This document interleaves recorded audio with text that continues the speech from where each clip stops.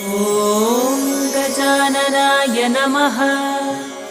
ॐ गणाध्यक्षाय नमः। ॐ विघ्नराजाय नमः। ॐ विनायकाय नमः। ॐ द्वैमातुराय नमः। ॐ सुमुखाय नमः। ॐ प्रमुखाय नमः।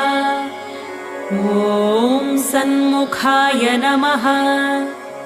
ॐ कृतिने नमः।